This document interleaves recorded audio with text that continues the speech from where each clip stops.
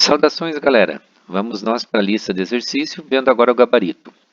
Parte da lista era teórica e parte da lista era prática. Então vamos começar pela teoria, falando sobre ondas sonoras principalmente. Quando uma bola sonora incide sobre a superfície de um lago, uma parte dela é refletida. Isso está sendo colocado como uma coisa definida, e é mesmo. E a outra é transmitida para a água. Seja Fi a frequência da onda incidente, Fr a frequência da onda refletida e Ft a frequência da onda transmitida para a água, o que é correto afirmar? Então vamos lá. Algumas coisas estão na nossa teoria e precisam ser observadas. Por exemplo, quando a onda passa de um meio para o outro, a frequência permanece constante, ou seja, a frequência é igual. Logo, a frequência transmitida e a frequência incidente são iguais. Isso é um primeiro ponto. Outro, na reflexão, aquilo que volta. As ondas também mantêm a sua frequência. Logo, a frequência refletida e a frequência incidente também são iguais. Logo, aqui para ser constante, tudo é igual.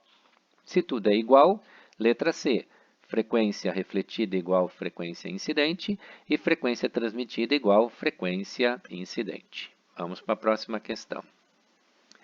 Bom, a respeito das ondas sonoras, marque a alternativa incorreta. Cuidado com isso. A gente está procurando a errada, tá bom?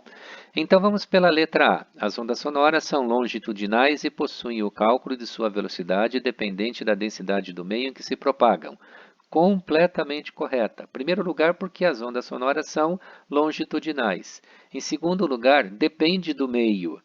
A transmissão de uma onda sonora no ferro é diferente da água, é diferente do vidro, então tudo tem aí esta relação.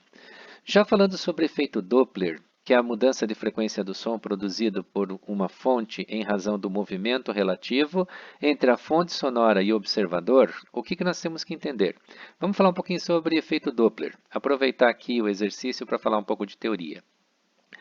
Vocês já observaram quando uma ambulância está vindo com sirene ligada, que você tem um som quando ela está vindo. E quando ela passa, o som muda. A mesma coisa acontece quando você tem uma motocicleta barulhenta vindo. O som, quando ela está vindo, é um. Depois que ela passa por você, o som é outro. Por que isso? Porque existe um movimento relativo entre a fonte sonora e o observador. O modo como a onda se propaga, sendo, por exemplo, o som de uma sirene voltado para frente, quando você está tendo esse som, vamos dizer assim, propagado para frente e você está na frente, esse som é um. Quando esse som está sendo propagado para frente, mas você está atrás, o som é outro, porque são ondas sonoras que assim passam. Isso é efeito Doppler. Então, essa aqui também estava correta. O cálculo do nível sonoro é fruto de uma equação de base logarítmica e depende da intensidade mínima sentida pelo ouvido sonoro. Se a gente está falando de nível sonoro, está relacionado com o que nós podemos perceber pelo ouvido humano. E ser uma equação de base logarítmica você pode encontrar até na teoria do nosso livro. Também essa está correta. Continuando. As ondas sonoras podem sofrer reflexão, refração, difração e interferência. Por que eu pulei a letra D? Porque ela é a errada. Então, todos esses fenômenos aqui, tá? Sim, todos eles são relativos às ondas sonoras, então está correta também. Mas observe uma coisa, por que a letra D então é errada? Porque ele diz que o eco é um fenômeno ondulatório relacionado com a refração das ondas sonoras. Gente, todo mundo sabe que eco, todo mundo já brincou de eco. É o som que vai e volta. Se volta não é refração, é reflexão. Tá? Então, não tem nada a ver essa parte. Sobre a velocidade do som ser 340 metros por segundo, alguns exercícios vão te dizer que é 300, outros 340. Existe a medida oficial que é 340, então isso não está errado, tá bom? Sobre as ondas sonoras, considere as seguintes afirmações. Opa. As ondas sonoras são ondas transversais. Bom, você já fez aqui na questão número 2 que as ondas sonoras são longitudinais. Como é que aqui agora diz que é transversais?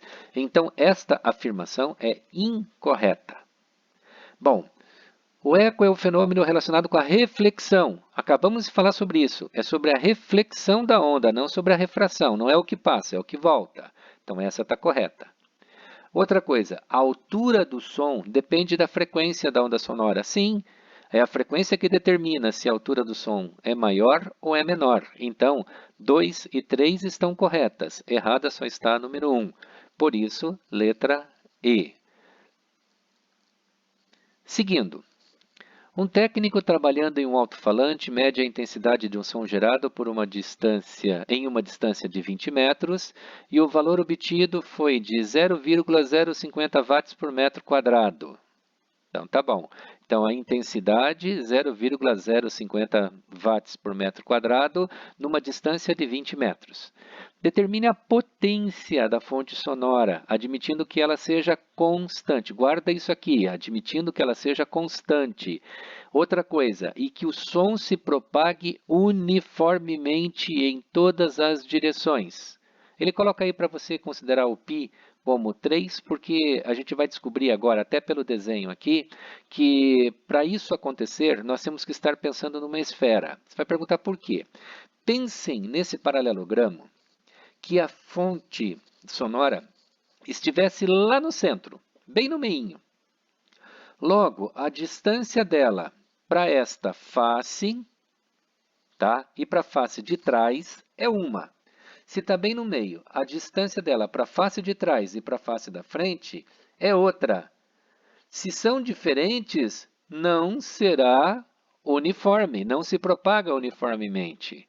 Então, para se propagar uniformemente, tem que ser em uma esfera, porque você sabe que do centro da esfera para qualquer lugar que você for, a distância é a mesma, porque é o raio da esfera. Então, é por isso que nós usamos a esfera na determinação de que tenha a fonte sonora, a potência da fonte sonora seja constante e que o som se propague uniformemente. Tá bom. Então, agora, hora de darmos uma olhada em formulário.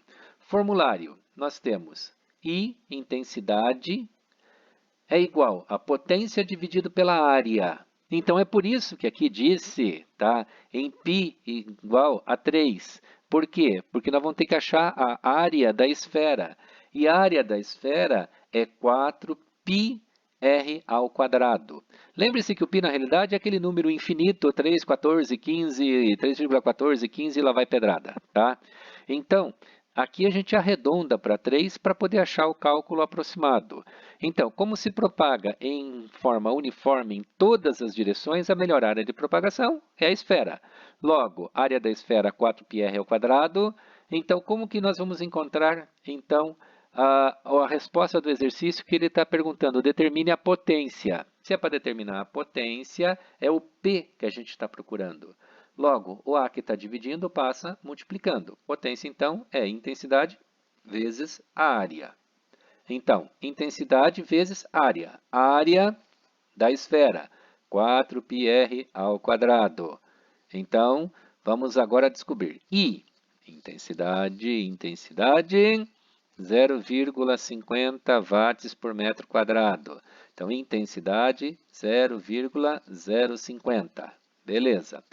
4 vezes π, π ali foi dito que é 3. Agora nós temos que achar o raio. Se a distância é 20 do centro até onde vai a esfera, então isso é o raio. Logo, 20. πr ao quadrado, r20, 20 ao quadrado. Cuidado com esses 20 ao quadrado. De vez em quando, por um ato falho, a gente pensa 20 vezes 2 e diz que é 40. Não é. 20 ao quadrado é 20 vezes 20, que dá 400. Então, substituindo todos os valores e fazendo essa conta, você vai encontrar que a potência é 240 watts. Então, 240 watts, nossa letra C. Vamos para o último exercício. O último exercício é semelhante a esse, só pede um valor diferente. Então, agora não quer mais a potência, agora quer a distância. Então, a intensidade sonora de uma fonte sonora, não se incomode com a repetição, porque intensidade sonora e fonte sonora tem que deixar bem claro que são os dados do exercício, tá? Então, a intensidade sonora de uma fonte sonora que produz um som de propagação uniforme no espaço, já não preciso mais discutir isso. Se é uniforme no espaço, é uma esfera, tá? Então, qual é a intensidade? 0,092 watts por metro quadrado. Tá? Então, sabendo que a potência da fonte é constante e vale 10 watts, ou seja, P agora vale 10 watts, determine a distância aproximada entre a fonte e o ponto de marcação do valor da intensidade. Tá? Novamente, aquela observação que é uma esfera. Só que agora o que nós temos é que nós estamos procurando, tá? Não é mais a potência, não é mais a intensidade, nós estamos procurando o raio da esfera. Então, ele está aqui dentro da área. Bom, potência, você passa o I para lá, o A para lá, que estava dividindo, passa multiplicando. Potência é I vezes 4π vezes R ao quadrado. Para você achar R ao quadrado, você tem que pegar o I e o 4π e passar para lá dividindo. Portanto, potência 10 dividida por I, 0,092, vezes 4π, 4 vezes 3. Logo, se você fizer a multiplicação, aqui embaixo, 0,92 vezes 4 vezes 3, dá 1.104. Então, valor de R ao quadrado, 10 dividido por 104. Então, 10 dividido por 1,104 dá 9,05. Como a gente está falando em valor aproximado, tá? 9,05 é aproximadamente 9.